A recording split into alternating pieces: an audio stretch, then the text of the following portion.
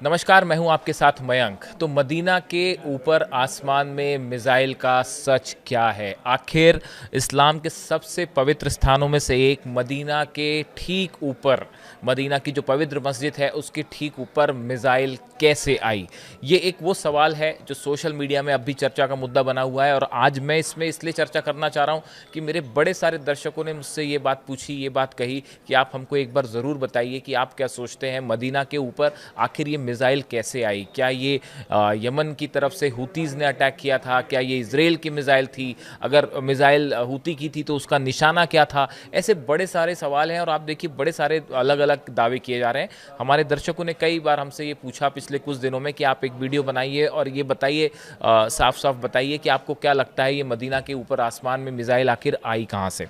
देखिए 11 सितंबर की बात थी, जैसा आप जान रहे हैं, सुबह 5:43। देखिए हर चीज़ें बड़ी इंपॉर्टेंट होती हैं। जब आप मिसाइल अटैक जब होता है तो उसमें आप बड़े माइन्यूटली चीज़ों को एनालाइज करते हैं, और ख़ासकर जब आप मदीना की बात कर रहे हैं या किसी रिलीजियस प्लेस की बात कर रहे हैं तो आपको बड़ा जिम्मेदारी के साथ इसकी रिपोर्टिंग करनी पड़ती है। हर चीज़ को खंगालते हुए, हर पक्ष को शामिल करते हुए रिपोर्टिंग करनी चाहिए। कम से कम हमारा तो पॉइंट ऑफ व्यू यही होता है कि हम पूरी जिम्मेदारी से इस बात को सामने रखें। देखिए 11 सितंबर की सुबह 5:43 पर फजर की नमाज का वक्त था। उस दौरान जो वहाँ पे मस्जिद में मौजूद लोग थे उन्होंने देखा कि एक आग के गोले की तरह एक चीज़ जो है वो मॉस्क के ऊपर से काफ़ी डिस्टेंस था, हालांकि उसका, वो गुजरती हुई दिखाई दी। उसके बाद वहाँ पे जितने लोग थे वो सब हैरान रह गए कि ये क्या चीज़ है। उसके बाद कुछ जो वीडियोस बाहर आए, वायरल वीडियोस जो बाहर आए हैं सोशल मीडिया में, उसमें ये भी दिखाया गया कि उस मिसाइल को जो है वो इंटरसेप्ट किया गया। इस तरह की भी तस्वीरें सामने आई। अब देखिए सवाल ये है कि आखिर ये मिसाइल थी तो ये मिसाइल आई कहाँ से, और इसको इंटरसेप्ट सऊदी ने किया तो वो इंटरसेप्शन कैसे हुआ? देखिए हुतीज़ की तरफ से दो तीन अलग अलग थ्योरीज चल रही हैं, हम एक के बाद एक बात करेंगे। पहली बात तो ये है कि क्या ये मिसाइल हुतीज़ ने फायर की थी? जैसा कि आप देखें सोशल मीडिया में आपको कई चर्चाएं मिल जाएंगी। क्या ये मिसाइल हुतीज़ ने फायर की थी? देखिए हुतीज़ की तरफ से अक्सर ये बात कही जाती है कि भाई हमारा जो टारगेट है वो हमारा टारगेट जो है मिलिट्री एयरबेस या पोर्ट्स होते हैं, रिलीजियस प्लेस नहीं होते। ये बार बार हुतीज़ के प्रवक्ता की तरफ से या हुती की तरफ से बयान आता है कि हम जब भी टारगेट करते हैं तो हमारा निशान मिलिट्री बेस होगा, पोर्ट होगा, ना कि रिलीजियस प्लेस होंगे। बात नंबर एक। बात नंबर दो, हुतीज़ की तरफ से अगर ये मिसाइल फायर हुई, देखिए इस बारे में अभी तक किसी ने कुछ साफ साफ क्लेम नहीं किया है। ना हुतीज़ ने कुछ क्लेम किया, ना सऊदी अरब की तरफ से कोई बयान आया, ना इसराइल की तरफ से कोई बयान आया।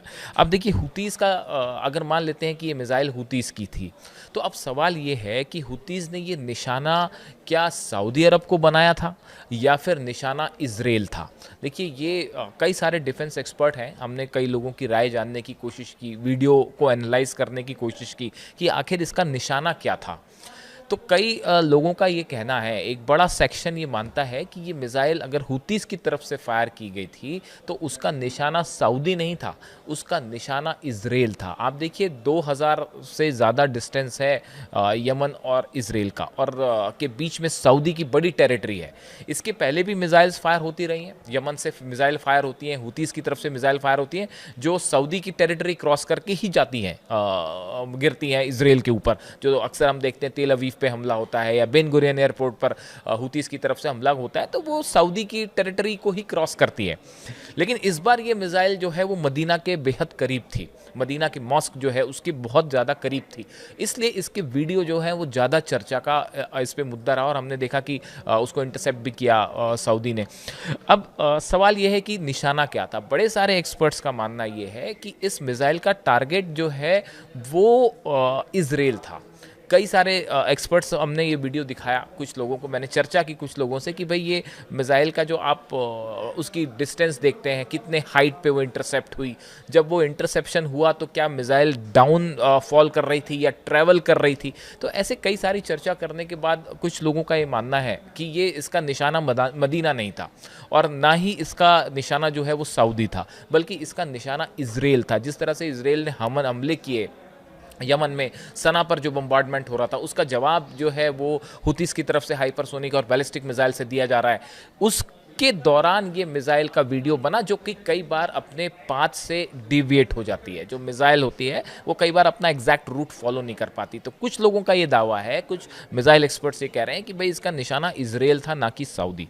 दूसरी तरफ कुछ लोगों का ये भी मानना है कि भाई ये हो सकता है कि सऊदी को ही निशाना बनाने की कोशिश की जाए, लेकिन ये थोड़ा अनलाइकली भी है। इसकी एक बड़ी वजह ये है, इस वक्त जो है वो हुतीज और इजराइल के बीच में जंग वाले हालात हैं, ना कि सऊदी उतना बड़ा मुद्दा नहीं है। हालांकि एक गौर करने वाली जो बात है वो ये है कि ये जो मिसाइल नज़र आई मदीना पे, इसके ठीक पहले यानी मदीना में जो ये मिसाइल नज़र आई, इसकी खबर के ठीक 4 दिन पहले सऊदी अरब ने यमन के बॉर्डर पर मौजूदा शहरों रजी और घम्र पर रॉकेट और तोप से हमले किए। इस तरह की भी खबरें आई सोशल मीडिया में। इस तरह के दावे हुए कि सऊदी ने 4 दिन पहले ही हमले किए थे, तो हो सकता है हुतीज़ ने उसका जवाब दिया।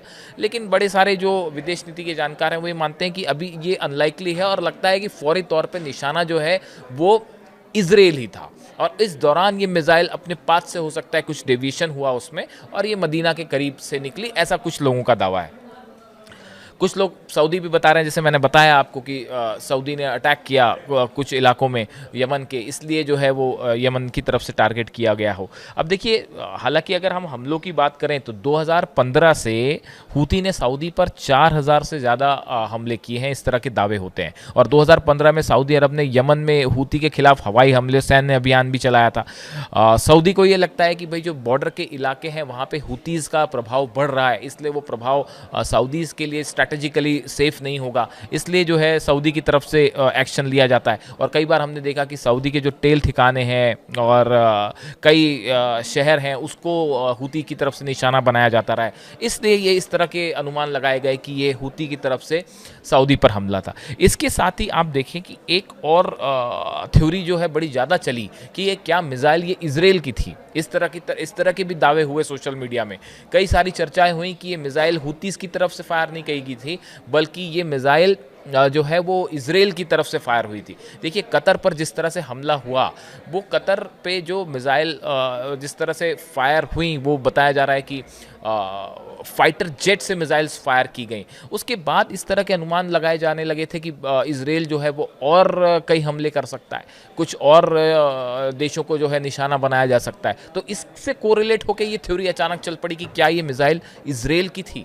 देखिए, ये मिसाइल इजराइल की थी, ये मिसाइल हूती की थी, या इसका सच क्या है, इसके बारे में किसी ने कुछ क्लेम नहीं किया है। ये सिर्फ जो मीडिया में तस्वीरें सोशल मीडिया में बाहर आई, ये चर्चा का मुद्दा है। और चूंकि मदीना एक ऐसा रिलीजियस इंपॉर्टेंस का बहुत प्लेस है, तो इसलिए इसको लेकर तरह तरह के इसमें अनुमान और आकलन शुरू हुए। डिफेंस एक्सपर्ट्स कई आपको अपनी राय देते दिख जाएंगे इन मिसाइल्स को लेके। हालांकि देखिए, किसी की तरफ से कोई किसी तरह का दावा नहीं किया गया है।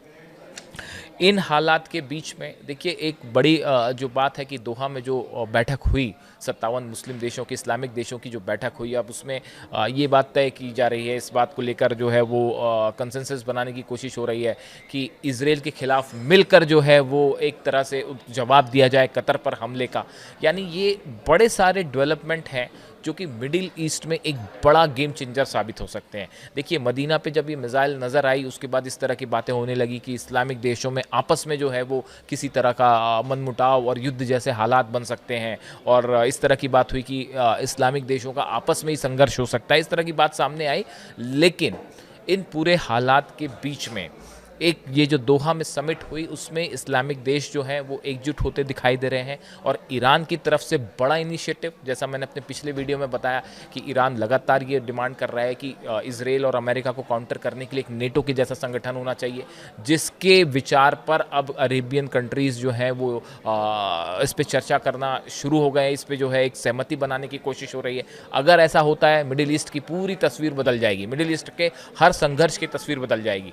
इसी बीच गज़ा में बड़ा डेवलपमेंट है। गज़ा में एक बार फिर इजराइल की तरफ से लगातार हमले हो रहे हैं और कई लोगों की वहाँ पे मौत हुई है। ऐसा लगता है कि गज़ा में एक बिल्कुल चंद दिनों की अब बात बची है और एक आर पार की जंग है। अब इन हालात में क्या अरेबियन कंट्रीज़ कोई बड़ा फैसला लेने जा रही हैं? क्या इजराइल को किसी तरह से रोकने की कोशिश होगी? गज़ा में क्या कदम उठाते हैं इस्लामिक देश? कतर की तरफ से क्या कदम उठाया जाता है? ये ऐसे तमाम सवाल हैं जिनके जवाब अगले 2 से 3 दिन में मिल जाएंगे। फिलहाल सबकी नज़र है इस्लामिक देशों पर, खासकर कतर के ऊपर कि वो अपने पर हुए हमले का किस तरह से जवाब देता है, और एक बार फिर ईरान की इस पूरे मैटर पे क्या भूमिका होती है। इससे जुड़ी जो भी जानकारी होगी वो हम आप तक पहुंचाएंगे। Thank you so much.